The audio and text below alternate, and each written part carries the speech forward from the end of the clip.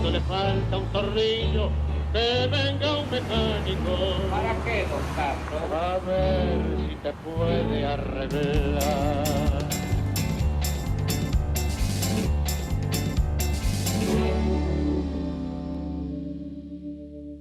Bienvenidos a esta nueva emisión de El Tornillo aquí en el canal de la ciudad. Luis, ¿cómo estamos? Hemos dedicado algunos programas a la política exterior, a las relaciones internacionales, pero cada vez más, creo yo, en un mundo tan Convulsionado. por poner de una manera elegante, tan complejo, tan ambiguo, donde tenés cambios de escenario de una forma súbita, casi argentinizado. Me parece que vale... Donde la guerra ha regresado, donde ha regresado la geopolítica. Tal cual. Fíjate que aparte qué binario, ¿no? Gana Trump, no hay guerra. Si gana los demócratas, seguiría la guerra de Europa. Cosas que parecen medio simplistas, pero efectivamente hay bases materiales para pensar de ese modo. Creo que es importante, sobre todo, pensarlo en el contexto de la región. Hay muchos países que uno puede poner en el foco. Por supuesto, hablamos de Venezuela, que tuvo recientemente elecciones. Tenemos referencias de los países más importantes económicamente para nosotros, como Brasil. Pero hay un ejemplo particularmente complejo, que es el de Nicaragua, donde ya estamos prácticamente en un gobierno totalitario, ni siquiera es un gobierno autoritario, donde hay una pareja que controla todos los resortes del poder y que nos pone una vez más, creo yo, en tensión, porque nos demuestra con todos los despelotes que tenemos en Argentina, hemos avanzado en materia institucional y estamos lejos, por suerte, de esos infiernos, ¿no? Sí, Nicaragua duele. Como cantaría literal, la nueva trova, ¿no? Duele. Y es como una especie de debe que tenemos en el libro de una democracia que, sin embargo, ¿no es cierto?, están dando muestras de, no digo de involución, pero sí de problemas. Después es frustrante ponerse hay todo un sistema iberoamericano que debería tener capacidad, por lo menos para acotar el daño que generan estos países para sus propios ciudadanos. Así es. No sirve. Y bueno, viste, Tomás Hobbes decía, ¿no?, las palabras sin la espada son meras palabras. A veces tenemos los organismos, tenemos la pomposidad, ¿no es cierto?, el boato, los rituales, pero después no pasa nada, porque falta el enforcement. Hoy tenemos dos invitados con mucha experiencia en política exterior, en política internacional, uno de origen radical, otro de origen peronista, pero... Como diría mi un lujo. Un lujo, la verdad que... Hay grandes amigos, sí. Y realmente muy preparados, políticos muy preparados en términos de todo y relaciones internacionales. Y vamos a tratar de que nos ayuden a pensar estos temas en perspectiva, porque el mundo va a seguir en esta dinámica. Va a seguir, y más que nunca creo que le falta un tornillo o más de un tornillo. Bienvenidos a este programa. Esto es El Tornillo, aquí en el canal de la ciudad. El primer invitado esta noche es Marcelo Stubrin. Gracias, Marcelo, por venir. Gusto verte. Marcelo, ¿cómo estás? Marcelo Stubrin es abogado, recibido en la Universidad Nacional del Litoral. Fue diputado nacional por la UCR y también por la Alianza. Integró el Consejo de la Magistratura como miembro del Poder Legislativo y, durante la presidencia de Mauricio Macri, se desempeñó como embajador de la Argentina en Colombia. Marcelo, muchas gracias por venir. Un gusto tenerte con nosotros. Gracias a ustedes.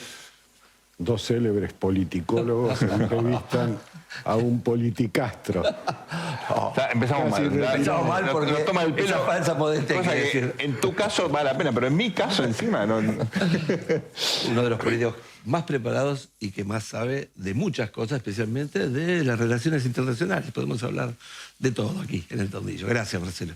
Pero nos gustaría hoy focalizar en esa cuestión. Y bueno, estamos mal. La Argentina no está haciendo un buen trabajo en esa materia.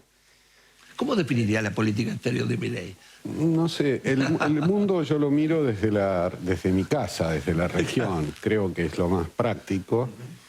Y Milei no ha hecho absolutamente ningún esfuerzo por construir un liderazgo regional. El otro día me llamó la atención, a raíz del Congreso Antiterrorista de la semana pasada, estuvieron Santi Peña, el presidente paraguayo, y el presidente de Uruguay. Y el presidente de Uruguay, Lacalle, y Milei tuvieron una hora de reunión. Entonces, a la salida, Lacalle Pou dijo o hizo decir, fue una muy buena reunión, positiva, larga, y la Cancillería argentina y la vocería presidencial no emitieron ningún comunicado. Cuando uno no emite ningún comunicado luego de una reunión de dos presidentes es porque estás disgustado, porque no querés decir, porque... Las ninguneadas. Se suele decir reunión con argumentos muy sinceros, se suelen utilizar eufemismos, pero no se dijo nada. Me parece que es decisivo Argentina, al menos toda la tradición, no quiere decir que sea buena, pero en fin, la tradición indica que Argentina, Uruguay, Chile, por círculos concéntricos, Paraguay, Brasil, Bolivia, constituyen una unidad de proyección, una estrategia de inserción de Argentina en el mundo. Y hoy eso no se está viendo, ¿no? Marcelo, es un gobierno que se ve así como rupturista, ¿no? Con respecto al pasado. Bueno, eso está bien, le da crédito. Si es un gobierno rupturista quiere decir que trae novedad. Pero el problema es que esa novedad no está pensada, no está elaborada, no está definida, contiene contradicciones muy fuertes, contiene un cierto desprecio. Si yo estuviera con ellos, les diría, flaco, acá hay reglas que cumplen todos, que cumplen los de derecha, los de izquierda, los de centro. Hay que ser rupturista dentro de las reglas. Diplomacia no quiere decir solamente decir que no con simpatía. Diplomacia quiere decir también el elaborar con estilo, con corrección y con buenos argumentos, modos de interactuar con propios y ajenos. Claro. El diplomático más famoso de la segunda mitad del siglo XX fue Kissinger. ¿Por qué fue Kissinger? Porque podía ir a China, porque pudo respaldar los acuerdos de Vietnam, porque pudieron sentarse con el líder del Vietcong a pactar las cosas que correspondía, porque ese es el trabajo de los... Para Marcelo, parecía ser que la Cancillería es una oficina de promoción de las conferencias internacionales del presidente. Bueno, se podría decir. La Cancillería también tiene un gran trabajo porque es muy difícil combinar un presidente explosivo con la necesidad de ir al día siguiente a negociar acuerdos técnicos complejos, ¿no? Sobre todo esta época, que es una época de estallido, una época, yo diría, de explosión. Hay cosas que 20 o 30 años atrás no estaban en la escena y hoy aparecen de manera abrupta. Y para eso hace falta una diplomacia muy afinada, con casi como una orquesta de cámara, no como una orquesta sinfónica que hace grandes ruidos y tiene mucha... No, para eso está el presidente. Claro, que tiene mucha percusión, sino como una orquesta de cámara. Alguien hace el bajo continuo y va llevando el contrapunto de una manera. Vos te das cuenta que se acaba de anunciar, estoy hablando de cosas de los diarios de hoy, un posible acuerdo de Israel y Hamás, se acaba de anunciar desde China. Esto era impensable, los acuerdos eran en Oslo o en Camp David, claro. Nunca en China. Es decir, hay un cambio en las expectativas, hay un cambio en la fuerza de gravedad de donde se toman las decisiones en el mundo. Vos fíjate, por ejemplo, que un triunfo de Trump, lo que implica menor respaldo a Ucrania, menor confianza en la construcción de la alianza occidental, americano-europea, es un cambio fenomenal. Yo recuerdo, creo que fue durante el gobierno de la Rúa, fines de los 90, se incorporó China a la OMC, a la Organización Mundial del Comercio. Fue una revolución. Claro. Llegaba el tiempo del multilateralismo, llegaba el tiempo del gobierno mundial. Y hoy, la globalización en toda dimensión. Y hoy la OMC es una piltrafa. Las Naciones Unidas están desacreditadas y casi con insignificancia frente a los conflictos que hay en el mundo. Claro, uno puede buscar, probablemente esto empezó en Kosovo, probablemente las reglas fueron violadas muchas veces, pero por hoy... Por los Estados Unidos. Por los Estados Unidos también, no solo por los Estados Unidos, por los Estados Unidos también y por Europa. Y entonces ocurrieron muchas cosas, pero hoy el resultado es que hay un cambio de los ejes del mundo. Marcelo, no hay una contradicción, porque el presidente avala fuertemente, explícitamente, la candidatura de Trump, ¿no es cierto? Por otro lado, sigue como de caricatura una línea de los Estados Unidos, digamos, del mal absoluto y el bien absoluto, ¿no? Donde los enemigos de Milei no son los enemigos de Trump, ¿no? Hay como una contradicción, ¿viste? Bueno, a ver, dale. No, pero una sola cosa respecto de esto. Yo no vine a hablar mal del presidente. No, al contrario. Pero quiero decir, el extremado liberalismo es lo contrario de Trump. Trump Totalmente. es un extremado nacionalista. Totalmente. Así de simple. El lema de Trump es Make America Great Again. Y él es famoso por haberle dicho a Taiwán que si le seguía produciendo el 100% de los microchips, iba a tener que bancar la seguridad. y lo iba a tener que pagar. Iba a tener que poner nafta al portaaviones. Y que si entonces yo te digo francamente, no estamos en un mundo de racionalidades. Sin embargo, Milei ganó las elecciones y él lo sabe muy bien por sus irracionalidades, no por sus racionalidades. Entonces, esta cosa que se dice de un mundo donde es necesaria la hipernotoriedad, casi de caricatura. La hipernotoriedad, lo que es decir algo así como no puedo hablar en tonos argumentativos racionales, tengo que hablar en tonos chillones y fuertes para poder ser escuchado, es una de las características del discurso público en el mundo, ¿no? Yo por alguna razón en mi red de X, como se debe decir ahora, ya que somos amigos de Elon Musk, la palabra Twitter salió de Twitter no está más. No es más pajarito. Tengo a la señora Meloni en mi Twitter. Entonces recibo muchísimo de la señora Meloni. Es impresionante. Es impresionante el diseño, el manejo. Por más que yo me sienta lejísimo de su concepción del mundo y de la vida, no importa. Lo que la comunicación de la señora Meloni, ilustrada permanentemente con música, con argumentos, con discursos enfáticos, intenta seguir una línea. Ahora, lo más gracioso, ella estuvo en contra de la señora van der Leyen como jefa de Europa, y entonces ella le reconoce, admite, la elogia, utiliza los elementos de la diplomacia, resolvió su problema con Macron, con quien se había insultado de un modo peor que Milei con Lula. Y sin embargo, bueno, la tercera economía de Europa es un país que hace valer sus quilates en la reorganización de ese universo a pesar de los conflictos ideológicos, ¿no? Porque el conservadorismo y la ultraderecha están llamados a confrontar.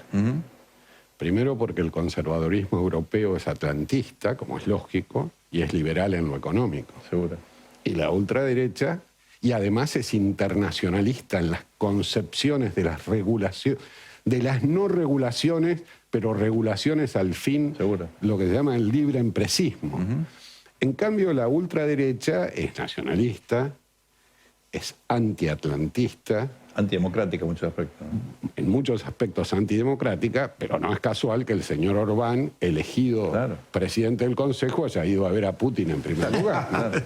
Ahora, Marcelo, hay un dilema que se presenta para la Argentina y en general para América Latina o para países que exportan bienes primarios, y es que los clientes nuestros están en Asia. Y nuestros valores, entre comillas, o algunos de nuestros valores, están en Occidente. ¿Cómo compatibilizan ambas cosas? Y lo mismo le pasa a Estados Unidos, ¿no? La década del 90 fue la década en que el mayor tenedor de bonos del Tesoro norteamericano era China. China no los vendía porque necesitaba defender. Estados Unidos producía desde el iPhone hasta todo. Se hablaba de chimérica, ¿no? La combinación de Estados Unidos y China. La relación con China era perfecta, nadie se metía, perseguían a una religión, al Gom-Hum, no me acuerdo cómo se llamaba, pero en lo demás, China estaba perfectamente integrado, OMC, acuerdos. Luego se produjeron algunos cambios, China tal vez creció demasiado y ahora es un poco difícil para ellos, pero eso no nos pasa a nosotros. Eso le pasa a todos los países del mundo. Si nosotros miramos, nosotros que estamos acostumbrados a ver, yo tampoco quiero una visión parroquiana como pareció en mi primera intervención. No es que Brasil sea la totalidad de nuestro mundo, pero es desde esta asociación estratégica local, desde esta plataforma de lanzamiento que tenemos posibilidades de llegar al mundo. Y no estoy viendo cómo se hace y creo que tampoco en el mundo hay clarividencia sobre esto en ninguna parte. Creo que estamos frente a una transición. Vos ves que la India, que es un país que tiene un creciente comercio con Argentina, igual que Vietnam y otros países no chinos del Asia, están teniendo una tremenda relevancia y una tremenda significación, no solo en el diseño del comercio mundial, sino en el diseño de los flujos de inversión. China este año va a tener, India este año va a tener más habitantes que China. Va a ser el país más poblado del mundo. En una situación de conflicto con China, suenan algunos balazos en el Tíbet de vez en cuando, en una situación de conflicto con Pakistán, en una situación compleja. Pero eso no le impide a India ser asociándose a Australia y a Japón la especie de contención que el gobierno americano usa contra China. En fin, estamos frente a un mundo en cambio. Lo que está claro es que la Argentina, una política internacional para adaptarse a este mundo en cambio, no tiene. Así que le compra petróleo barato, gracias al embargo, a Rusia, y al mismo tiempo, ¿no? También, con mucho pragmatismo. también es verdad. Volvamos un minuto al vecindario. Marcelo, vos fuiste testigo y protagonista de la integración con Brasil, de los primeros pasos del Mercosur, a la distancia, y admitiendo que el Mercosur ha tenido un montón de cosas positivas en el aspecto, también no tanto económico, pero en la confianza en materia militar, incluso cierta integración entre las élites políticas. ¿Qué salió mal y cuándo? ¿Por qué el Mercosur no fue el proyecto así energético que pudo haber sido? ¿Y cuándo fue el momento? ¿Cuándo se jodió Perú? ¿Fue la devaluación de Cardoso en el 98? No, al contrario, esa era una gran oportunidad para nosotros que no aprovechábamos, obvio. No, mira, yo creo que el Mercosur se jorobó al nacer porque Menem era un poco grandilocuente. A ver. Vos sabés cómo es la cosa, es Asociación de Libre Comercio. Sí. Al principio, lo más elemental que pueden hacer dos países es un acuerdo de libre comercio entre ellos. Como hicieron México, Estados Unidos y Canadá. Muy bien. Bueno, ahí hay un poco más porque hicieron un TLC, que es un tratado de libre comercio, pero bueno, está bien. Sí, es así, sí, como el TLC. Luego viene la Unión Aduanera, que es una especie de protección de dos o más países frente al mundo exterior, una Unión Aduanera. Y lo último es un mercado común. Mercado común quiere decir libre circulación de capital, de mano de obra, de trabajo, y de todos los flujos que te puedas imaginar. Todo está permitido. Y esto se llamó Mercosur, pero en realidad fue una unión aduanera tan imperfecta que discutiendo pollos contra cueros, cerdo contra juguetes y carburadores contra caños de escape, hicimos una unión aduanera tan imperfecta que era más larga la lista de las excepciones que de lo permitido. Malo para la Argentina no fue. Tuvo décadas de superávit extraordinario. ¿Sí? Hubo grandes inversiones brasileras en Argentina, muchas se fueron por distintas razones. El acuerdo automotriz, que es una obra de Cavallo, de su concepción, es un acuerdo que ha sido muy exitoso para la Argentina, tal vez muy perjudicial para nosotros los consumidores porque pagamos autos muy caros, pero tenemos una industria automotriz que formaba parte del orgullo desde las industrias Kaiser Argentina en adelante, formaba parte de nuestra identidad nacional. Teníamos el Torino, teníamos autos hechos absolutamente en la Argentina, lo que es una pretensión autonomista totalmente desproporcionada y exagerada en este mundo, donde alguien... Sigue habiendo un club de Torino en la General Paz los sábados a la tarde. Sí, señor, sí, señor. Es fantástico, es Efectivamente. Y Trump admite que Taiwán, que es una pequeña isla, la isla de Formosa, produce el 100% de los microchips del mundo. Lo dice Trump ahora, en la campaña electoral. Así que yo creo que el Mercosur necesita, bueno, nos resolvió muchos problemas a nosotros. Hay un libro muy interesante que siempre recomiendo de Fabián Bosoer, que se llama Generales y Embajadores o algo parecido, que ilustran los conflictos con Brasil, la Cuenca del Plata, cuando ellos hacían la presa de Itaipú y nosotros criticábamos la cota porque nos dejaba. La confrontación en materia nuclear, los pasos que se dieron a comienzos de la democracia en la asociación con Brasil fueron, para mi gusto, extraordinarios. Y resolvieron muchos problemas militares. ¿Y la grandilocuencia de Menem? Y la grandilocuencia de Menem sobregiró las expectativas y los países tienen reacciones porque... En el pasaporte Mercosur, ¿no? Una gran diferencia entre Brasil y Argentina que yo he podido apreciar muchas veces en una larga vida en las relaciones internacionales del Parlamento, particularmente en la relación con Brasil, es que en Brasil el acuerdo entre la burguesía paulista y el gobierno es tan sólido que no ha cambiado desde la dictadura militar. Bolsonaro lo pudo romper. Gobierne quien gobierne en Brasil. Ni el Lavallato ni Bolsonaro pudieron romper eso. Bolsonaro, Lula, Cardoso, Temer, quien sea que gobierne Brasil, Sarney, los empresarios brasileros confían en que el Estado está para defender. Claro. En Argentina piensan algo inverso. En Argentina los empresarios piensan que el gobierno está para jorobarlos, para perjudicarlos, para servir a otros, y suelen pedirle al gobierno cosas inaceptables, como diciendo, suelen pedirle leyes o acuerdos internacionales que dicen queda prohibido jorobar a Carlitos.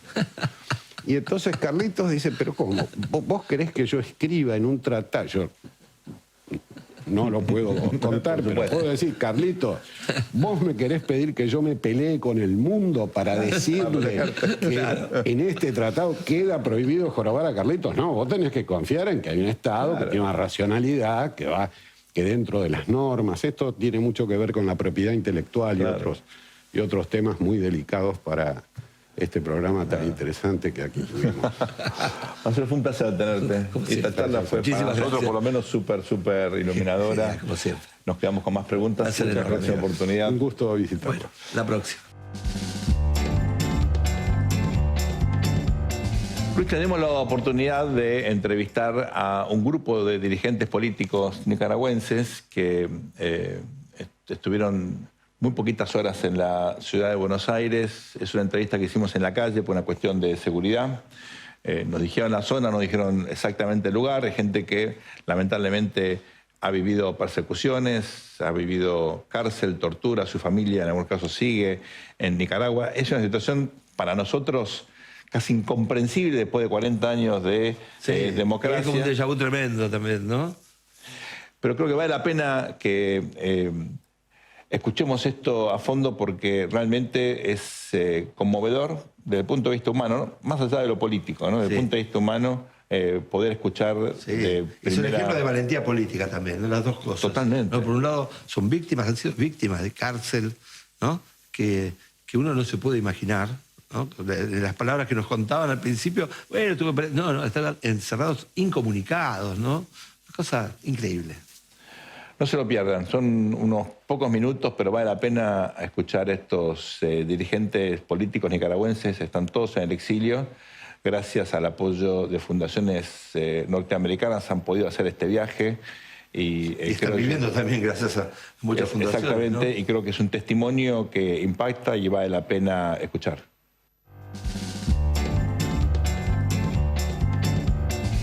Esta es una edición especial del Tornillo.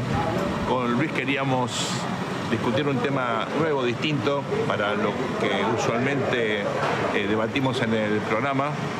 Ustedes saben que Nicaragua ya hace mucho tiempo vive una dictadura muy agresiva, una dictadura con presos políticos, con exiliados, con deportados.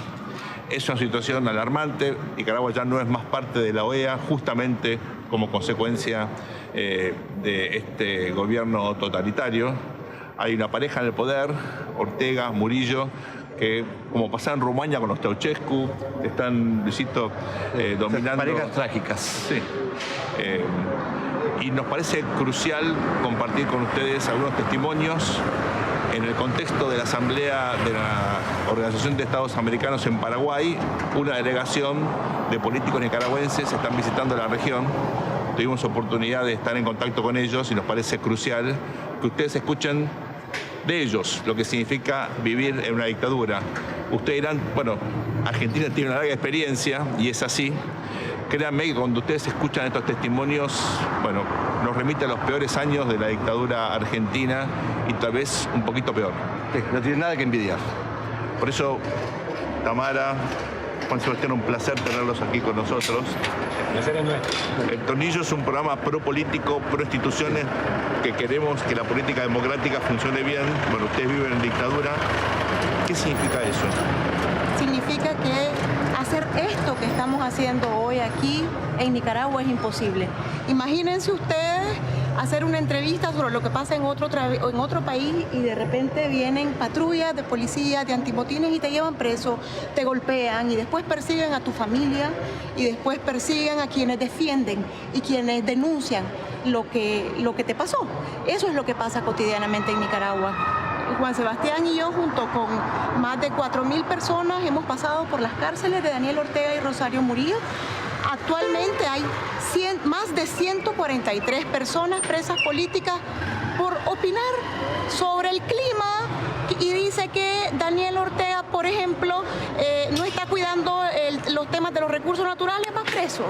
Va preso. Eso es lo que pasa. Es cierto que han país. cerrado hasta la ONG que cuidaba perros abandonados, hasta los Boy Scouts. 4.500 organizaciones, 4.500 ONG. No existen ya ONGs operando. La Cruz Roja, Cáritas de la Iglesia Católica, otro tipo de beneficencias que le ayudaban al pueblo de Nicaragua. Una ONG que le ayudaba a recoger animalitos de la calle, cerrado. La Academia de la Lengua. Eso ya es una paranoia. Sí, no bueno, sé, es que lo que pasa es cuando vos tenés una obsesión por el poder, nadie más puede ostentarlo, nadie más, porque ellos se creen mesías. Claro. Una naturaleza de la dictadura es ese sentimiento mesiánico, ¿no? Nadie puede hacer nada por la sociedad si no es el mesías. Entonces, probablemente vieron en los registros de esta sociedad de animalitos a alguien que fue opositor y entonces tenían que eliminarla. Hay algo medio paradójico, teniendo en cuenta la tradición política de Nicaragua, porque ustedes tuvieron una dictadura de 40 años y ahora fueron después una revolución reemplazada por otra dictadura que no es muy diferente, ¿verdad? Una parábola, ¿no es cierto? Fatal. Casi muy parecida a la de Cuba, en algún sentido, ¿no? Yo creo que el tema has tocado un tema que es de fondo y que creo que es de fondo en Nicaragua, pero también en la región. Claro. Y es esa cultura autoritaria y esa matriz autoritaria que está ahí. O sea, el otro día yo daba... Y personalista y autócrata. Es decir, el otro día yo le decía a un periodista en Nicaragua, Daniel Ortega y Rosario Murillo son unos mangos que nacieron de un palo de mango que fue plantado por los nicaragüenses. Por tanto, parte de la reivindicación política que nosotros tenemos que hacer como políticos, y aprovecho tu programa que tiene que ver con eso, tenemos que cambiar esa cultura política autoritaria y vincular la labor política con la labor cotidiana de la gente, porque tiene implicaciones cotidianas con la vida de las personas. Ustedes estuvieron presos, fueron presos sin ninguna causa. ¿Qué significó esa experiencia para ustedes? Bueno, en primer lugar, depender de otra persona para hacer lo más básico. Es decir, tu alimentación, el agua, tu atención médica. Eso para mí fue el tema más impactante, que cualquier cosa que yo iba a necesitar para comer, para candidato a presidenta, Eras candidato a presidente. Ese fue el problema. Bueno, esa fue la primera razón, por la cual terminé de familia, ¿no? Porque son 5 presidentes. Compartimos la misma cárcel del Chipote. Yo entré 3 días antes que Tamara. Fueron momentos muy difíciles. Fueron momentos muy difíciles, ¿verdad? Tamara en particular estuvo bajo confinamiento solitario la mayor parte de todo ese tiempo. 608 días en confinamiento solitario. ¿Cómo te recuperas de eso? Psicológicamente. Con la solidaridad de la gente, con la solidaridad de los países y de millones de nicaragüenses y no nicaragüenses. Tenías una hija que no viste durante todo este tiempo. Y no nos permitieron ver a nuestros hijos menores de edad. Estabas en confinamiento, como si fueras una... Pero además no nos permitieron a ninguno de los presos que estuvimos en ese periodo, 2021-2023, ver a nuestros hijos, tener visitas familiares con nuestros hijos. ¿Tu nena te pregunta de esa experiencia? Sí, claro. ¿Hablan de eso? Y yo hablo de eso con ella. Y yo creo que parte de mi compromiso es que esto no se vuelva a repetir. Y es el compromiso, creo, de todos los nicaragüenses que queremos una transición democrática pacífica. No queremos más guerra. No queremos que se repita otra vez esa historia sangrienta. Y yo no quiero que mi hija, dentro de 40 años, vuelva a vivir esto que yo viví. Según tema tu pregunta, el trauma que sufre la familia a veces puede ser más fuerte que el del mismo preso. Pues nosotros estábamos en una situación de incomunicación. Nosotros caímos presos, aislamiento total, caímos presos y no tuvimos visitas familiares. Fuimos capturados a principios de junio del 2021 y no tuvimos las primeras visitas hasta finales de agosto. Nuestros familiares no sabían si estábamos vivos o muertos o dónde estábamos. Ese nivel de angustia. ¿Cuánto tiempo estuviste vos? 611 días. Casi los 2 años, y la angustia que el familiar sufre ante esa, y eso se llama tortura psicológica. No nos permitían leer. Pasamos 2 años sin leer nada, excepto en celdas oscuras, excepto los ingredientes de la pasta de dientes, que eran las pocas cosas que podíamos. No podíamos leer, no podíamos escribir, evidentemente, no podíamos hablar. Y particularmente Tamara estaba en una celda con una puerta de hierro. Yo por lo menos tenía y todo es relativo, ¿verdad? El privilegio de tener barras y poder ver a un ser humano de frente. Y esa es la situación que viven 143 personas presas políticas. Todavía hoy. Nosotros tuvimos la suerte de no ser torturados físicamente. Pero los presos políticos del 2018 al 2019 sufrieron torturas sexuales, físicas, desgarramiento de uñas, es decir, hay testimonios. Golpiza. Este es un régimen criminal, y necesitamos de la solidaridad. Y esto, yo creo que sí, no es una exageración. Ojalá fuera una exageración, pero no. Ojalá fuera una burocracia, un régimen burocrático, como decía Guillermo O'Donnell, no que está en el que no. Esto tiene todas las características del personalismo. ¿Cómo ven la evolución? ¿Son optimistas? ¿Cómo sigue esto? ¿Qué chance hay de una transición? ¿Es posible pensar? Yo soy un amante de la historia de mi país y siempre veo hacia adelante con gran optimismo, francamente. Nosotros teníamos la expresión en la cárcel de la importancia de pensar un día a la vez. Y que nunca perder la fe y la esperanza, a pesar de que fuimos condenados a 13 y 8 años de cárcel. O sea, que íbamos a salir hasta el 2035. Nunca perdimos la fe y la esperanza de que íbamos a salir libres.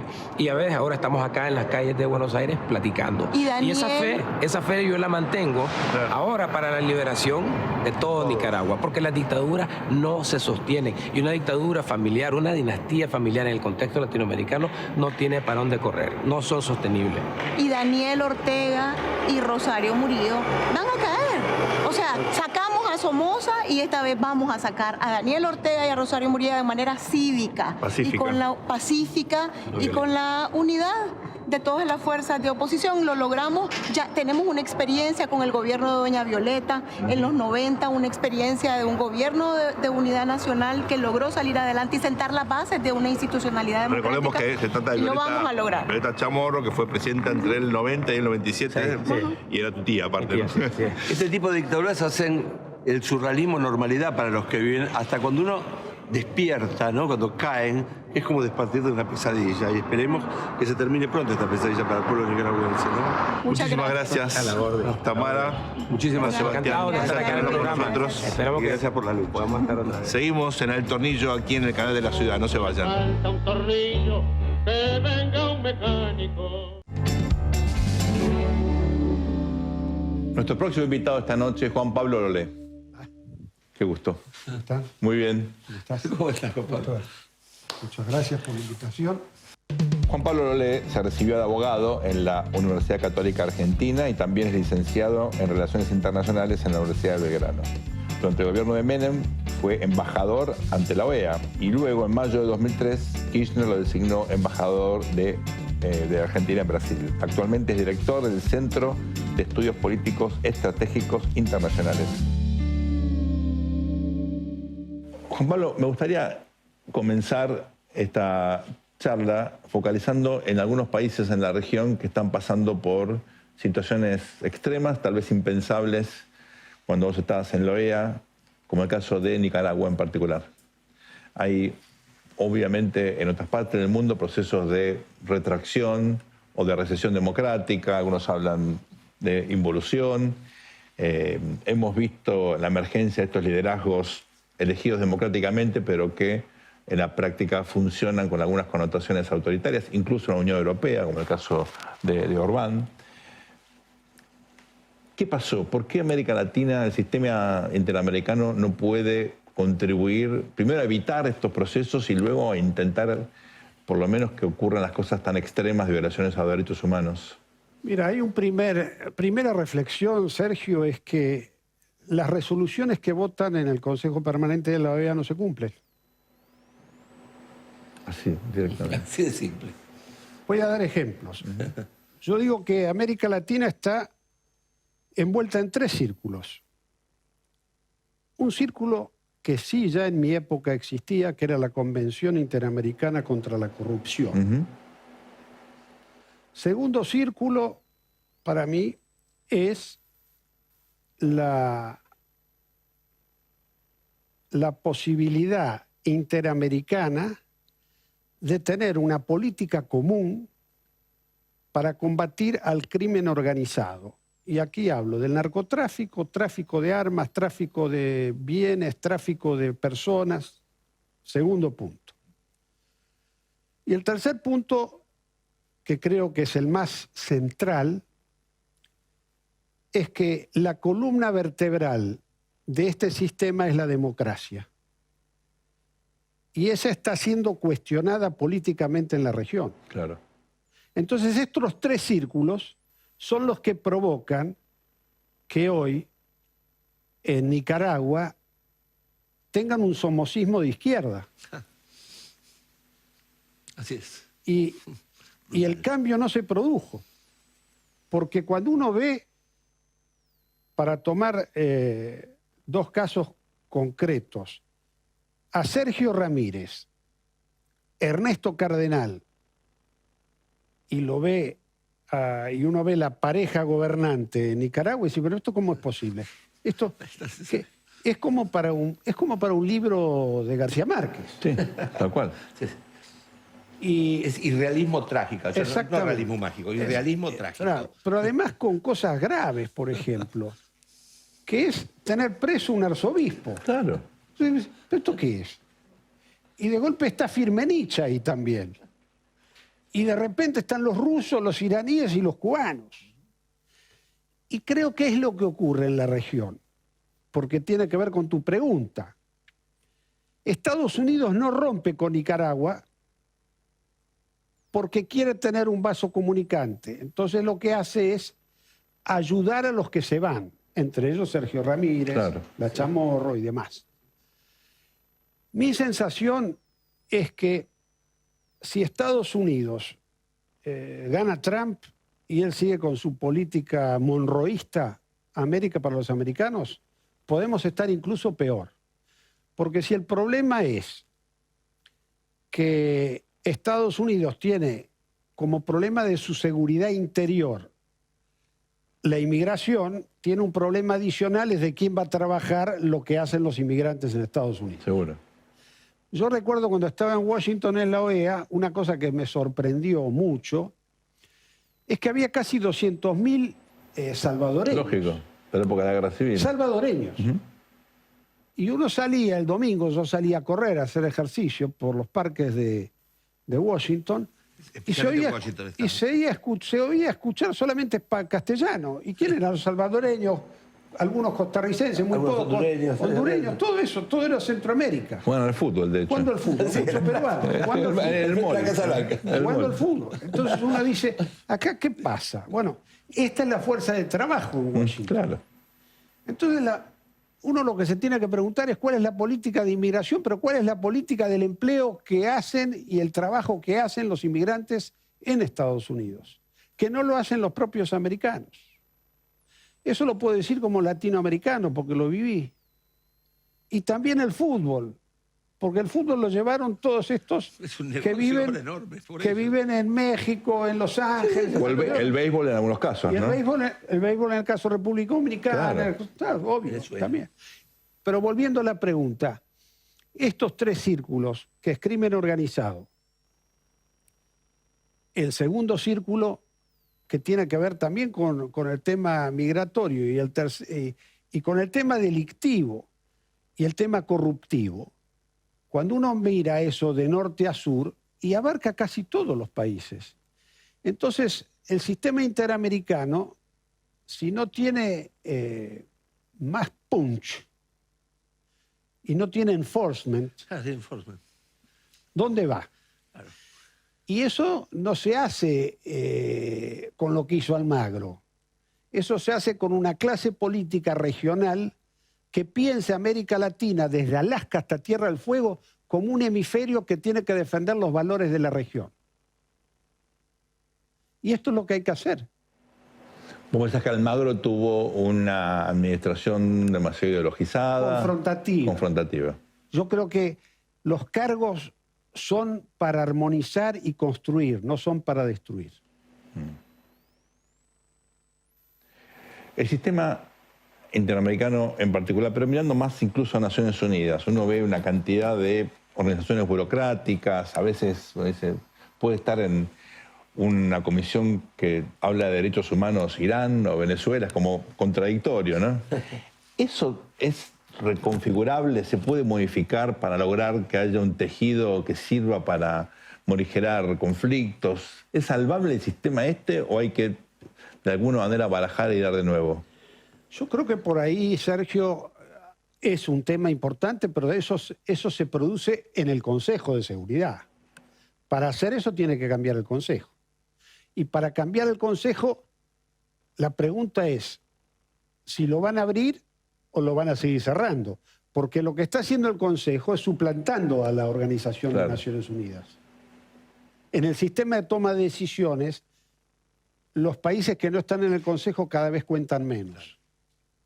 Entonces ahí hay un tema. Y la idea solo de participar no alcanza. Esto es una reconfiguración, reconfigurar globalmente el sistema. Esto es lo que yo creo. Y por el otro lado, me parece, ¿no? El incremento en el conflicto, en la polarización del mundo, te lleva a un consejo que está bloqueado. Ergo, queda todo un poco solamente como una institución para mostrar a los ingleses, como decían los portugueses, para nada, ¿no? Me parece. Ahí viene la pregunta, vos estás dirigiendo un centro que focaliza en temas estratégicos.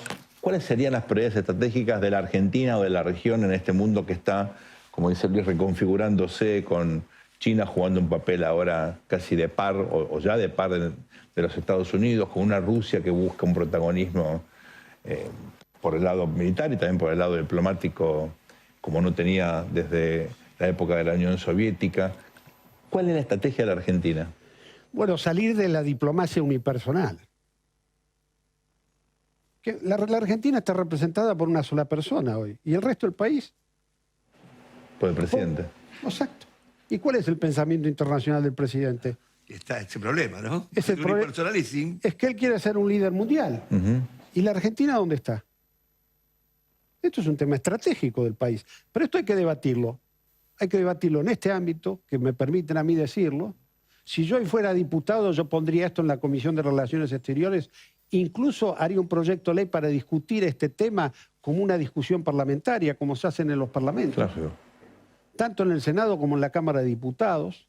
¿Por qué? Porque si no, este país depende de una sola persona, pero no hay ningún país que depende de una sola persona. Y la política internacional es secreta. ¿Por qué? Porque el presidente viaja, se junta entre comillas, con los millonarios. ¿Qué habla con los millonarios? Nadie lo sabe. Y si uno es presidente tiene que rendir cuentas todos los días de lo que hace. Y esto no se practica. Ahora, que lo diga yo, que soy un ex embajador y ex profesor universitario, no, esto lo tienen que decir los que tienen cargo y título. Este es el tema. ¿Y por qué? Porque la política es eso. Y como esto te puedo decir, estrategias hay múltiples, pero la primera estrategia es definirse como un país occidental, que no es un tema menor. Claro. Segundo, saber que nosotros ocupamos un lugar en un hemisferio, no solamente en el cono sur. Y que ese hemisferio hay que prolongarlo. Que la Argentina tiene posiciones de vanguardia en su historia para estos temas. ¿Por ejemplo? Bueno, la doctrina Calvo, la doctrina Drago, Saavedra Lamas. Tenemos mucha historia nosotros de política internacional donde nosotros tenemos que retomar ese liderazgo. Y no es un liderazgo unipersonal. Esto está sentado en partidos políticos, en culturas políticas, en gobiernos, en la institución misma, en Cancillería, instituciones, ¿no es cierto? Que Cancillería, se dio una línea y que ahora se ve... todo está disminuida. Además, nadie se preocupa que la Cancillería esté disminuida porque tenemos una estructura organizativa que no hace falta. Y la Cancillería trata de disimular y de trabajar lo que puede con Digamos, el terror, ¿no? Desde el punto de vista orgánico, en el Estado, la Cancillería equivale a la FIP, a cualquier organismo de la estructura del país, burocrática. Juanpi, ¿me equivoco o en la Argentina hay una tradición de diplomacia presidencial? Alfonsín también hizo cosas paralelas. Algunas buenas y otras no tanto. Por eso, porque tenía una agenda personal de política exterior, algunas contradictorias, no importa, pero la tuvo, ¿no? Menem también, Menem levantaba el teléfono y hacía política exterior todo el tiempo. El caso de la Rúa es distinto. Tal vez a Kirchner no le interesaba la política exterior tanto. No. Cristina también tuvo una agenda de política exterior. Paradójicamente fue el presidente de UNASUR, ¿no? Bueno, justamente, curiosamente. Porque no le interesaba. Yo quiero aclararte algo, Sergio. Yo no estoy en contra que el presidente haga política internacional. Okay. Es el encargado de la relación, según la Constitución. Pero hay una estructura de país atrás. Okay. Obvio. Nosotros cuando Menem se hace cargo del gobierno define 2 o 3 cosas. Sí. Y bueno, puso la Cancillería a trabajar en eso. Puso el Ministerio de Economía a trabajar en eso. Sí. Alfonsín La quiso... jerarquización de la Cancillería de Menem... No, fue notable. O sea, que no es santa devoción, pero... Y Alfonsín con Caputo también. Se puso determinados objetivos y los cumplió. Sí. Esto es lo que yo estoy criticando. Caputo era un eje del gobierno. Totalmente. Era alguien que tenía voz. Totalmente. Voz y voto y veto. Y yo, que estaba en la oposición, interactuaba con ellos. Totalmente. Hoy no se puede interactuar con nadie, hay que discutir con el presidente. O sea, vos estás Y a través de sugiriendo- los medios. A través de los medios. Ahora, perdón, X. O sea, que la tradición hiperpresidencialista, que es característica de la Argentina, aplica también a la política exterior ahora. Totalmente. Pero con un degradé. ¿Cuál es? Que no tiene contención interna. ¿Cuál es el papel de la política exterior? Vos tenés una tradición peronista, pero mirás todo el sistema político en la política hoy. Es contradictorio El porque... consenso del 83 es... No, porque uno dice, yo hablo con políticos y todos quieren ser canciller, tengan o no tengan formación, les encanta la cancillería. Pero a veces uno dice, ¿y cuál es el lugar de la política exterior? ¿Es como medio marginal? ¿Hay una contradicción en eso? Yo creo que la Cancillería hoy es ahí donde creo que hay que trabajar. Porque hoy la Cancillería es tan o más importante que el Ministerio de Economía. Claro. El Ministerio de Economía es lo que nosotros necesitamos restablecer en el país. Y la Cancillería es la que tiene que llevar este restablecimiento hacia afuera. Y esto no está conjugado. Para revitalizarlo de adentro también. O sea, Exacto. Es un ida y vuelta. Es una ida y vuelta. Claro. La política exterior es una ida y vuelta. Es la Cancillería. Entonces, cuando uno se pregunta por qué esto no funciona, es porque conceptualmente nadie lo está pensando de esa manera. Hay algo que llama la atención y es que muchas veces las diferencias personales de los líderes parecen predominar por los intereses nacionales, ¿no? Lo que pasa, por ejemplo, ahora con Brasil, donde hay obviamente diferencias expuestas, ya esto es inocultable. Bueno, y esto como que congela un vínculo con el principal socio estratégico que tiene, o tuvo hasta ahora la Argentina por lo menos, ¿no? Por un argumento, Sergio, que desde el oficialismo se dice que una cosa son las personas y otra cosa son las instituciones. Es una aberración eso en la política internacional. A ver, elabora eso un poquito. Mira, no se puede tener una buena relación con un país donde los presidentes no se ven. Esto, lo más parecido al kirchnerismo de Fernández con el mileísmo personal de la política exterior, es eso. Fernández se peleó con Bolsonaro y nunca habló con él, y ahora Milei no habla con Lula y hace cosas más delicadas, que es ir a Brasil A jugar a las cartas con Bolsonaro. a jugar a las cartas con Bolsonaro y hacer actos Cuando está el Mercosur. opositores, cuando hay una reunión de Mercosur donde él está obligado por el tratado a estar. Claro. Totalmente. Porque el tratado fija reuniones presidenciales después de las relaciones de cancilleres. Entonces, la pregunta mía es, nosotros esto podemos decir de que es el hipermodernismo. Ahora, yo quiero ver cuál es el algoritmo que me explica esto. Por favor, que me lo ponga. Totalmente, parecía que no funciona demasiado bien. O que el gordo Dan me lo explique. No. Ahora, ¿puede haber una curva de aprendizaje en esto, Juan Pablo? Sí, la hay. Y espero que la estén viendo. A mí el otro día estaba en un Zoom. La visita a Francia, por ejemplo, ¿no? Ahí estaba en un Zoom con Brasilia. Y de golpe un periodista me pregunta, pero usted todo esto que dice, ¿cómo puede ayudar a que la relación está mejor? Haciendo lo que hago, le digo. Claro. Diciéndolo. Dando debate. Diciéndolo, porque acá nadie dice nada. Nadie lo dice. Entonces, No, el postmodernismo del presidente, el hipermodernismo, como bien dijiste vos, también está en la sociedad, ¿no? tal cual. Todo es jajá. Jajá, ¿no? todo es tomárselo Lenguaje todo. WhatsApp. Se lo toman en chacota, tengo la sensación. Yo no le dan importancia a este tema, es un tema Aunque estén central. en contra, ¿eh? Y otro- Se Y dice. un tema estratégico, Sergio, el tercero que también te quiero poner, es que nosotros, la Argentina, somos un país que tiene una gran territorialidad en América del Sur, pero tenemos una gran responsabilidad histórica en la preservación del mar territorial del Atlántico Sur.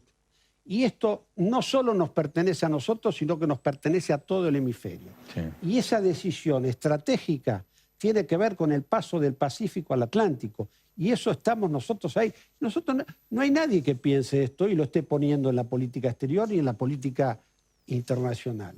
Lo puso Naciones Unidas y acá pasó como si fuera... Como si nada. Como si nada. Entonces, hay temas centrales en la política exterior, además de llevar la inteligencia artificial en la Patagonia, tenemos que desarrollar una política para todo el área costera argentina. Esto es un tema estratégico que va hasta Tierra del Fuego, hasta Ushuaia.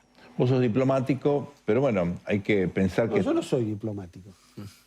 Bueno, pero fuiste diplomático mucho... Ah, fuiste bueno, eso es embajador otra cosa. Yo tenía un amigo que fue un gran profesor, que era colega mío en España, que era Jesús Silva Herzog, que fue ministro de Economía. Claro, en México. Y a él una vez nos preguntaron, ¿ustedes son diplomáticos? No, dice Jesús. Yo soy diplomático, no de carrera, a la carrera. Muy bueno. Y bueno, yo soy un diplomático de la carrera. Claro. Tengo, sí, casi 19 años. Bueno, ¿vos pensás que en este mundo donde hay tantas tensiones geopolíticas es también importante que la Argentina tenga una política de defensa distinta, mucho más activa, tal vez más parecida a la que teníamos a comienzos del siglo XX que en el último tramo? Por supuesto, porque la indefensión es un riesgo para la Argentina, pero además para los vecinos. No una amenaza. Obvio. ¿Por qué? Porque si uno toma lo que hemos hecho nosotros, pero esto también depende de un cenáculo de 10 dirigentes que piensen qué es lo que vamos a hacer con la defensa nacional en la Argentina. Y que tienen que tener el apoyo de sus estructuras políticas, porque vos no podés tener fronteras enormes y no tener cómo defenderlas, porque esto es una cosa básica. ¿Qué te la defiende? Te la defiende el contexto internacional. Claro. Y el país del otro lado, en El país del teoría, otro lo lado. cual le estás cargando y viajando de gorra, como dicen, ¿no? Claro. Estás haciendo un colado en la política Tal de cual. defensa. Entonces uno dice, Gran punto. ¿qué es esto? Obvio que hay que tener una política de defensa nacional y hay que tener una buena política con los vecinos en ese sentido. Tema de cooperación, por supuesto. Claro. Sí, a ver, un horizonte estratégico, que finalmente es lo que falta. Juan Pablo, un placer tratar con nosotros. Muchísimas Yo gracias. soy el que les agradezco. Sí. Gracias, Hasta la Sergio. próxima. Gracias, Luis. Este fue un programa especial dedicado a la política exterior, Luis, a las relaciones internacionales y en particular a América Latina, mirando puntualmente lo que ocurre en Nicaragua. Espero que les haya interesado. A nosotros, la verdad, desde el punto de vista profesional y humano, nos conmovió estar frente a esta realidad tan pero tan dura con gente que no pierde la esperanza y que cree que gracias a la política estas cosas se pueden transformar. Y dos analistas de gran fuste. Y dos analistas realmente de gran fuste. Gracias por acompañarnos. Esto ha sido El Tornillo, aquí en el canal de la ciudad. Que tengan una muy buena semana. Al mundo le falta un tornillo, que venga un mecánico.